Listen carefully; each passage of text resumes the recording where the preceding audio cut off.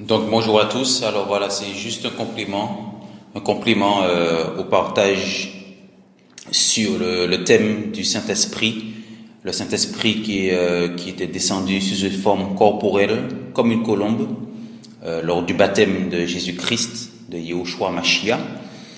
Alors c'est un compliment effectivement qu'on trouve dans l'évangile de Jean. Donc, le Seigneur m'a mis à cœur effectivement de parler de cela. Donc nous voyons en Jean chapitre 16 d'autres caractéristiques du Saint-Esprit, le rôle du Saint-Esprit, la mission du Saint-Esprit dans la vie du croyant. Et donc nous allons prendre Jean chapitre 16 à partir du verset 8. Voilà.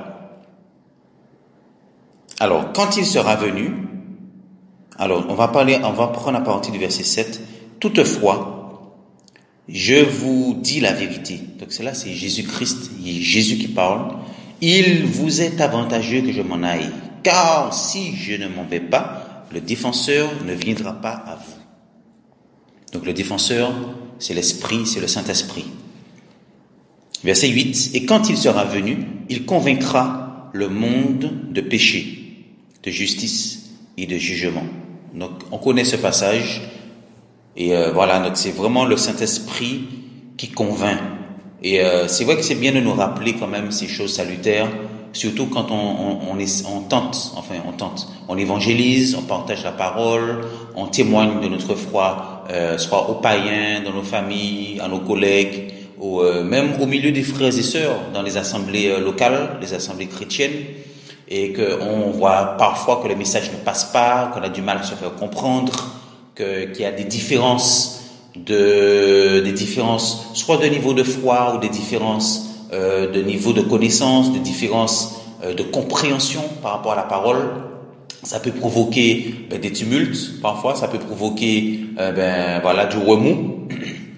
Et il est bien de nous rappeler ces choses, que notre mission, c'est de proclamer, c'est de dire, de parler, d'annoncer, de témoigner, mais sans forcer les gens, sans obliger les gens à suivre le Seigneur.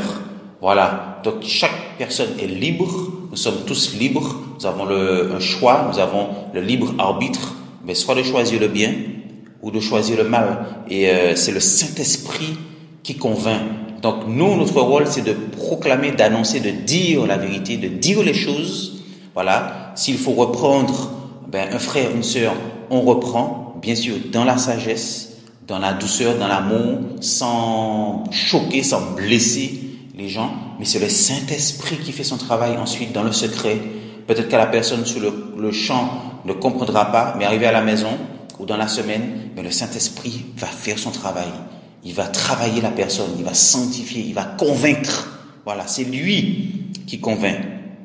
Alors, autre chose aussi, par rapport au Saint-Esprit, parce que nous voyons parfois, surtout dans la religion ou dans les églises d'aujourd'hui, on entend beaucoup de messages sur le Saint-Esprit, beaucoup de chants qui glorifient le Saint-Esprit, beaucoup de messages qui glorifient le Saint-Esprit, qui parlent du Saint-Esprit, qui enseignent sur le Saint-Esprit. Mais en fait, je veux dire des messages à répétition qui sont tout le temps, c'est le Saint-Esprit, que ce soit dans la louange, dans l'adoration, dans la doctrine, on entend beaucoup le Saint-Esprit qui revient. Bon, ça c'est une chose. Maintenant, que dit la parole? Que disent les Écritures? Que dit l'Évangile? Qu'a dit Jésus-Christ, le Sauveur, le Maître, le Roi des Rois, celui qui a donné la doctrine? Nous allons voir, donc Jean 16, on continue la lecture. Il est dit en Jean 16, verset 12, « J'ai encore beaucoup de choses à vous dire, mais vous ne pouvez pas les supporter maintenant. » Verset 13, « Mais quand il viendra, donc le Saint-Esprit, quand il viendra, lui, l'Esprit de la vérité, il vous guidera dans toute la vérité. » Ok. Donc nous voyons, donc le Saint-Esprit est pur, on a dit, saint, et c'est aussi l'Esprit de vérité. C'est l'Esprit de la paix, mais aussi l'Esprit de la vérité.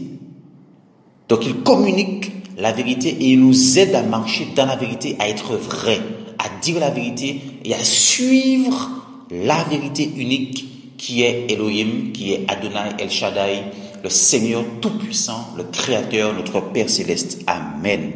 Alors, surtout là où je veux en venir, car il ne parlera pas de lui-même. Alléluia.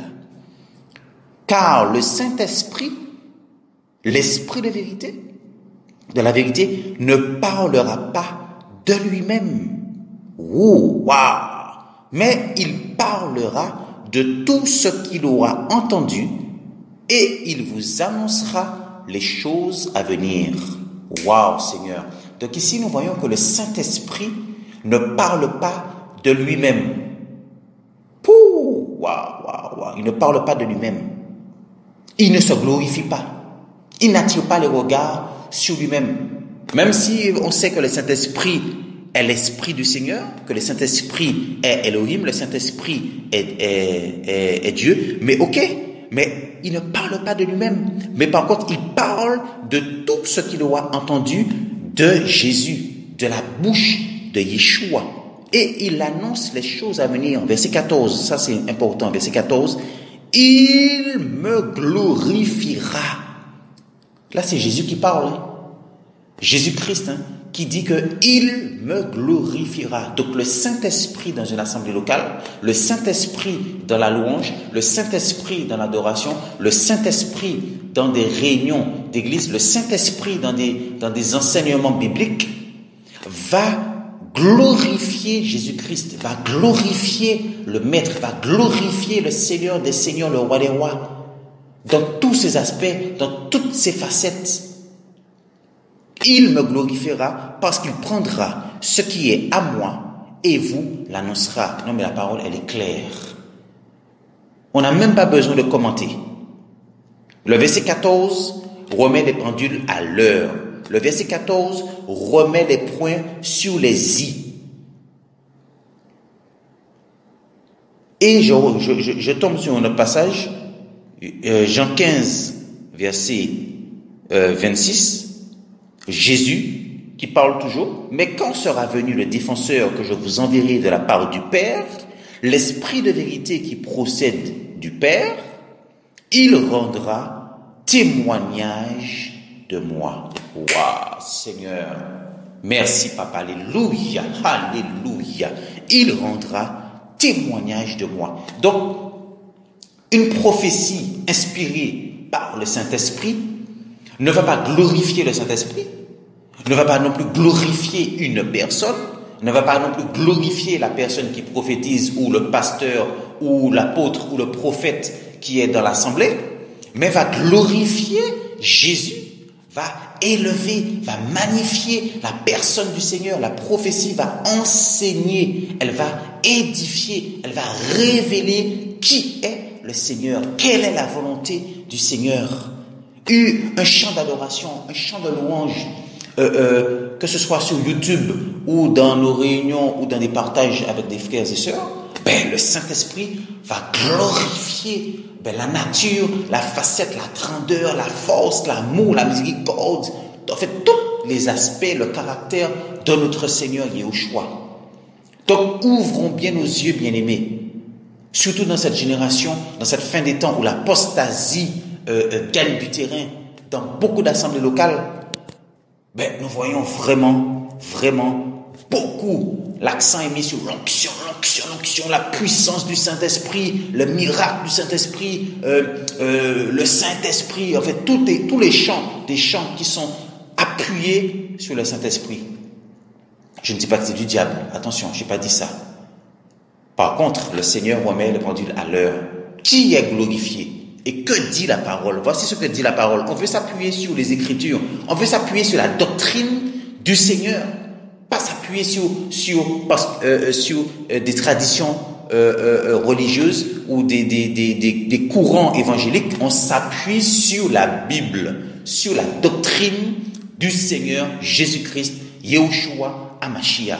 Voilà, donc le Saint-Esprit, verset 14, Jean 16, verset 14, il me glorifiera. Donc là, le Saint-Esprit glorifiera Jésus-Christ parce qu'il prendra ce qui est à moi et vous l'annoncera.